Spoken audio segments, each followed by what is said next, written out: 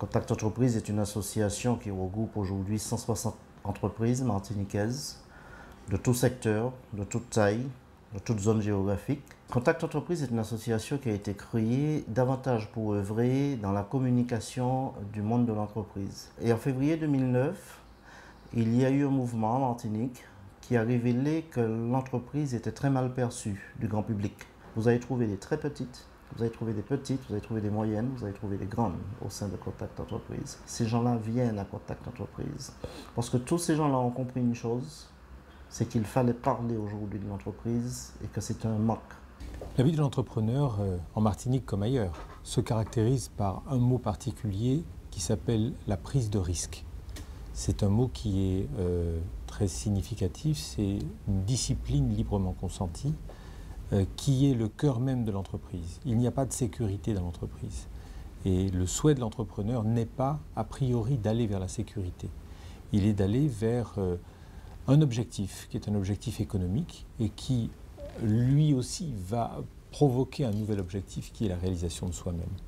Donc c'est vrai que, sans sanctifier la fonction de l'entrepreneur, évidemment, il y a derrière ça des options de vie. Ce n'est pas une simple mission économique, c'est aussi un choix de vie qui conduit à se mettre en situation de danger pour mieux se dépasser et qui conduit aussi à prendre la responsabilité du sort économique d'autres personnes. Car la deuxième caractéristique de l'entreprise, c'est que quand elle grossit, elle va de pair avec l'emploi. L'emploi ne se développe plus au niveau de l'État, puisque l'État aujourd'hui, pour alléger ses charges, réduit ses dépenses.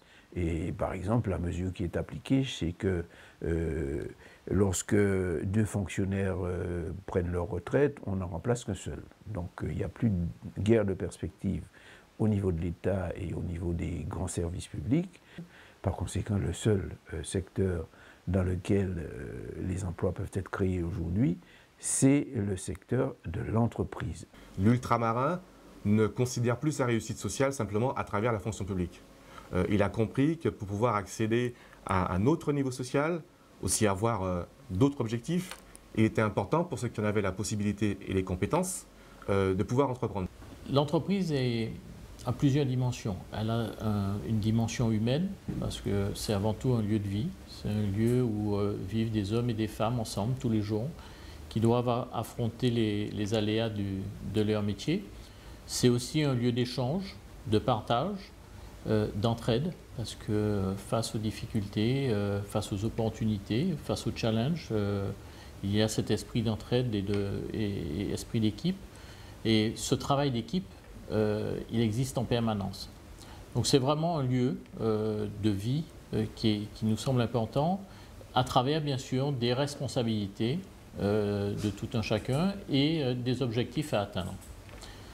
C'est aussi un lieu d'épanouissement personnel où chacun peut s'exprimer, chacun peut échanger et évoluer à son rythme de façon justement à pouvoir s'épanouir dans son travail et trouver du plaisir, du bonheur. Je pense que c'est vraiment un objectif. Nous avons un tissu d'entreprise qui est formé essentiellement de très petites entreprises. Nous avons 95% des entreprises qui comptent moins de 10 salariés. Donc nous sommes un tissu de très petites entreprises avec, heureusement, disons un petit nombre qui sont à la fois de gros employeurs et puis parfois aussi de gros donneurs d'ordre qui font vivre les très petites entreprises. Je pense qu'il ne faut pas opposer les unes aux autres. Je pense qu'il y a une continuité qui fait que la petite entreprise aura pour but, parce que c'est dans sa nature, de devenir moyenne puis grosse. J'irai même plus loin.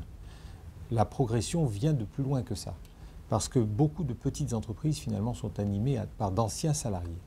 Et donc on voit qu'il y a une continuité entre le salarié, le petit entrepreneur, qui est parfois d'ailleurs maintenant auto-entrepreneur, puis la petite entreprise moyenne et grosse. J'ai arrêté une situation de cadre d'entreprise où j'étais effectivement, ma foi, bien payé. Aujourd'hui, ce n'est pas le cas, mais j'ai une liberté d'action et une liberté de réflexion qui est, je dirais, qui est décuplée. Donc je suis aujourd'hui, on va dire, dans la passion sur ce que je fais et non dans forcément une dimension financière stricto sensu. Grâce à un concept que nous avons inventé qui s'intitule le projet Passerelle, Nous allons, nous, chefs d'entreprise, auprès des jeunes, à l'université, à l'éducation nationale, au collège, dans les lycées. Nous allons témoigner de la façon dont nous vivons, dont nous travaillons, quels sont nos rapports avec nos collaborateurs. Nous essayons de faire comprendre aux jeunes quel est l'intérêt de l'entreprise dans la société, auprès des élus aussi. Pendant ces mouvements de février 2009, beaucoup d'élus ne comprenaient pas trop bien ce qui se passait, ils ne comprenaient pas non plus certaines choses. Donc nous avons estimé qu'il fallait aussi parler aux élus pour qu'ils comprennent mieux le monde de l'entreprise.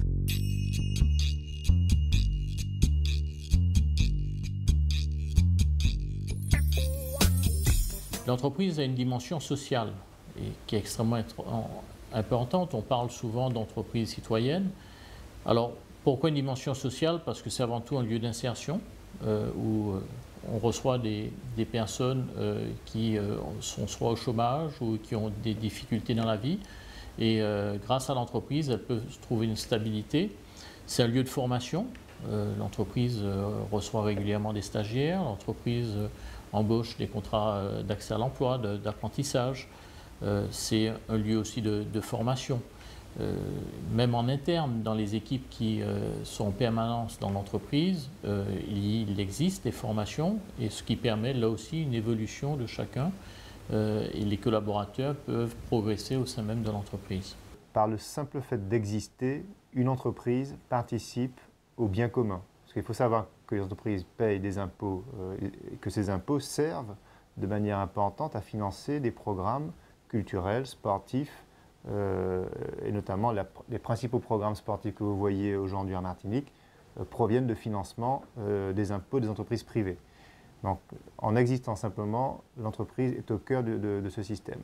Certaines entreprises veulent aller plus loin pour plein de raisons. Bon, bien évidemment des problèmes de communication, mais aussi des problèmes de recherche, d'amélioration de l'environnement proche. Et il y a plein de façons de le faire, hein, soit en déployant des actions culturelles, soit en déployant des actions sportives.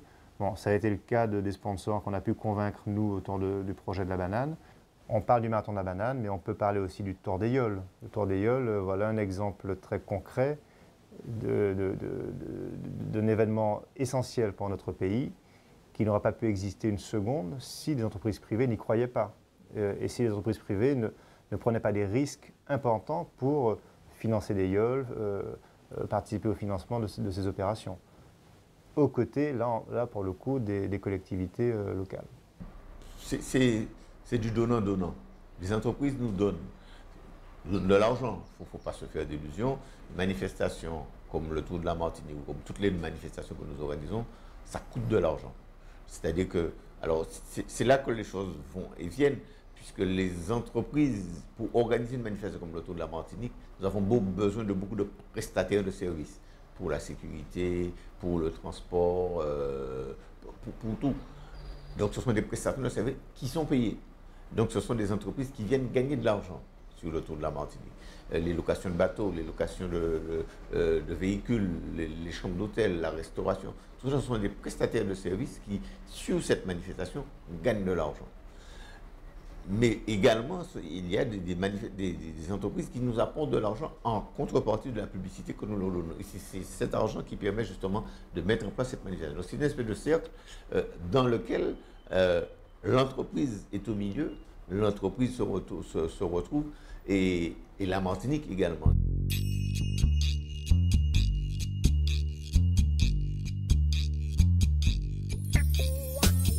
Alors, c'est vrai que l'entreprise, du coup, est assimilée à des clichés qui proviennent, ou des histoires, qui proviennent du passé, tout simplement. Et donc, c'est vrai que le passé était un passé où une catégorie de la population était en situation, je ne dirais pas d'employeur, de domination sur la force de travail. Et ce schéma est resté très longtemps dans les esprits, il reste plaqué dans les esprits. Ce qui fait que parfois, dans le vocabulaire courant, on dit BCA même si la personne qui est aux commandes n'est pas un béquet. Donc c'est bien qu'on est sur des schémas qui ont la vie dure. Il faut regarder la réalité en face.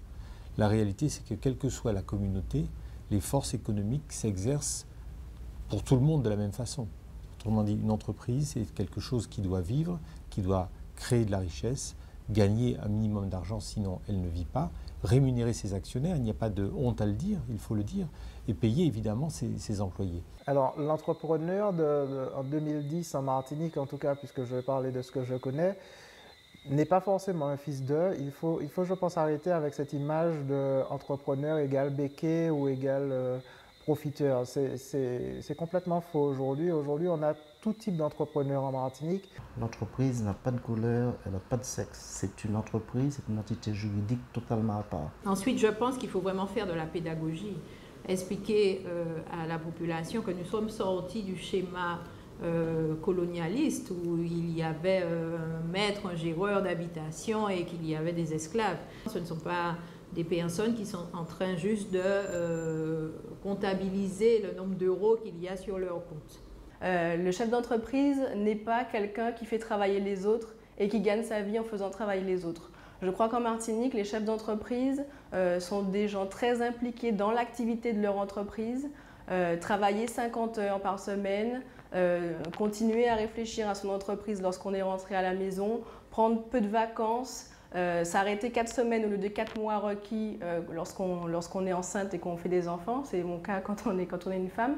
Je crois que c'est plus ça la réalité du chef d'entreprise en Martinique que celui qui fume son gros cigare derrière son bureau en faisant travailler, en regardant travailler les autres.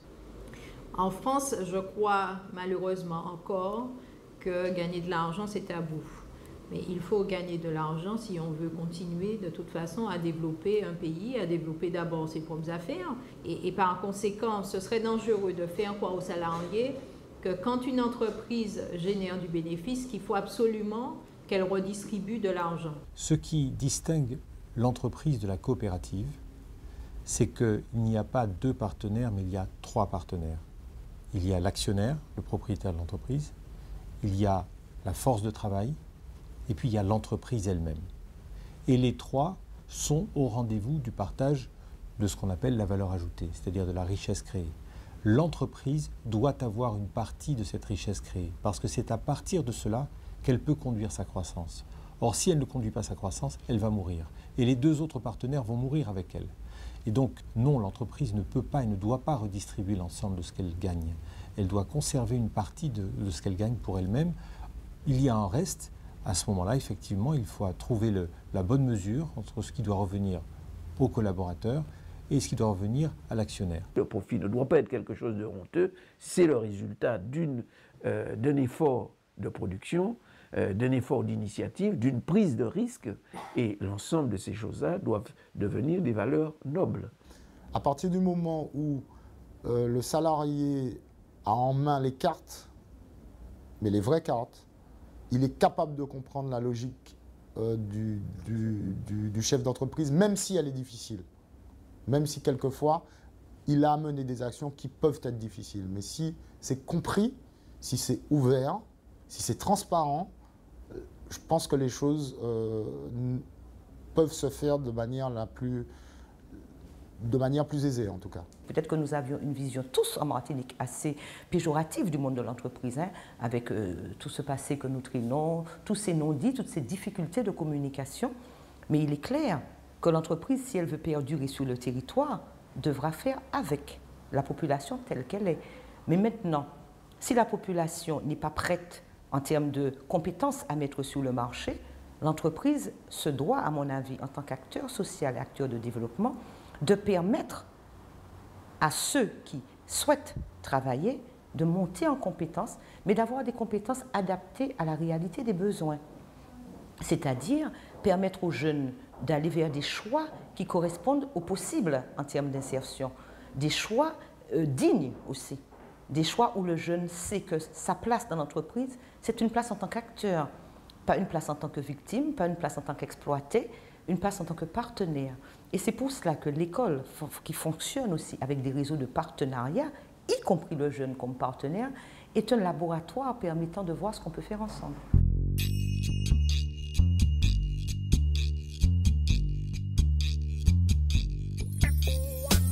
Contact Entreprise va faire 2 choses dans la matière. La première, c'est à travers un concept que nous avons appelé Audace, qui consiste à former des cadres au chômage de façon à leur donner une formation de chef d'entreprise pour qu'ils soient encore plus performants, plus pertinents et qu'ils aient envie de porter leur pierre à l'édifice et aider l'entreprise d'une façon générale. Le deuxième, c'est à travers ce que nous appelons, nous, le réseau Entreprendre. Il s'agit d'accompagner des créateurs financièrement. L'entreprise va œuvrer aussi pour ça, va donc permettre à des gens qui ont des projets, qui ont des envies et qui n'ont pas l'argent, de leur donner le coup de pouce nécessaire pour qu'ils puissent démarrer leur projet. L'entreprise va œuvrer aussi dans ce cadre-là. Pour moi, la communication est primordiale. Le lien social au niveau de l'entreprise, le dialogue social est véritablement un outil sur lequel l'ensemble des acteurs doivent s'appuyer.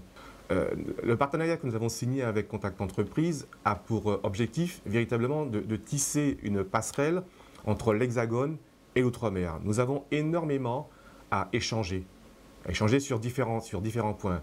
Il y a des hommes et des femmes qui ont grandi sur l'Hexagone, qui ont développé une activité professionnelle et qui souhaitent un jour retourner travailler aux Antilles et aussi amener leur expérience. Et je pense que ça peut se faire dans l'autre sens également. Tous celles et ceux qui sont sur la Martinique et qui souhaitent venir s'installer sur Paris et qui souhaitent pourquoi pas développer une activité professionnelle peuvent s'adresser au GFOM de façon à pouvoir être suivis. Donc c'est pour ça que nous devons véritablement travailler ensemble et que ce partenariat est très important. Je pense qu'il y a beaucoup d'entrepreneurs qui sont prêts à créer encore, à développer leurs entreprises, mais il faut les accompagner. Il faut qu'eux-mêmes puissent mieux dialoguer avec leurs collaborateurs, qu'ils se forment, qu'ils se renforcent, qu'ils essaient de comprendre les bonnes pratiques, parce qu'il y en a qui réussissent très bien, et qu'on arrive à avancer dans ce schéma-là. L'équipe qui est en place à la région entend donner toute sa place au développement de l'entreprise, place qui est d'abord celle c'est un moyen de sortir de la crise dans laquelle nous sommes, aider les entreprises à se développer, et c'est un moyen de créer des emplois pour les nouvelles générations, car il sera de plus en plus difficile de créer des emplois dans le secteur public. J'ai compris que ce qui est important, c'est vraiment le lien social qu'on arrive à mettre en place avec les personnes qui collaborent dans l'entreprise. Il faut absolument que l'objectif à atteindre soit un objectif commun. Je pense que c'est le seul moyen de faire en sorte que tout le monde regarde dans la même direction et que tout le monde voit effectivement les mêmes choses. La réalité, c'est que nous sommes tous des Martiniquais. Nous avons tous nos responsabilités, et particulièrement au sein des entreprises. Un pays qui n'a pas d'entreprise florissante disparaît. On n'a qu'à jeter un œil dans la Caraïbe et voir certains pays qui n'arrivent pas à décoller parce que les entreprises ne sont pas viables. Mais je dis que l'entreprise, c'est le maillon le plus important pour pouvoir assurer à la Martinique, je dirais, sa pérennité, pas seulement en termes de richesse matérielle, mais également en termes de richesse humaine, avec un volet éducatif important, avec un volet social important. Et la résultante de tout cela, si les entreprises fonctionnent bien, on aura du bien-être dans notre pays. C'est ça, je crois, la leçon que je voudrais tirer. Peut-être que nous rendons compte qu'on a eu un moment difficile qui nous a permis de nous rendre compte à quel point le bien-être coûtait cher en Martinique. Et si les entreprises